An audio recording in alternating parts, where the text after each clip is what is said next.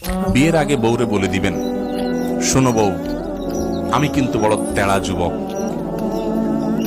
আমি কিন্তু 2 নম্বর পথে কামাই করব না। অতএব অন্য মানুষদের বউদের মতো সকাল বিকাল শাড়ি পাল্টাবা আর 3 পিস পাল্টাবা, মার্কেটে যায় কেনার পরে বলবা শুধু কার্ডের ঘষা দেন আর বিল দেওয়া হয়ে যাবে, এগুলো কিন্তু আমার দ্বারা হবে না। আমি কিন্তু হালাল খোর, আমি হারাম খোর না। বলা যাবে না ইনশাল্লাহ? হবু বউরে বলে দিতে পারবেন না? বেশিরভাগ ক্ষেত্রে দেখবেন ওই মেয়ে বলবে, আব্বু না, সমস্যা আছে ছেলের, কারণ তার দরকার কি? একটা চোর, তার দরকার একটা চোর, তার দরকার একটা ঘুষখোর, তার দরকার একটা দুর্নীতিবাজ, তার দরকার একটা টিন চোর, তার দরকার একটা গম চোর। সে সৎ মানুষ পছন্দ, আপনি সাথে সাথে সেজদা পড়ে যাবেন, যাক একটা চোর প্রিয় মানুষ থেকে আল্লাহ আমাকে মুক্তি দিছে।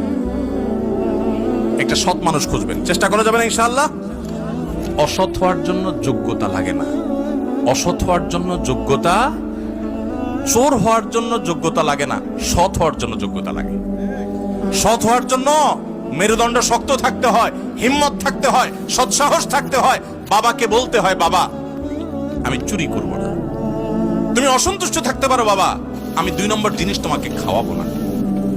আমাকে অন্যদের উদাহরণ দিবা না, আমাকে সৎ মানুষের উদাহরণ দাও। যুবকরা বলা যাবে না বাবাকে ইনশাআল্লাহ? বেয়াদবি করা ছাড়া সুন্দরভাবে বলা যাবে না। আল্লাহ আমাদের সবাইকে তৌফিক দান।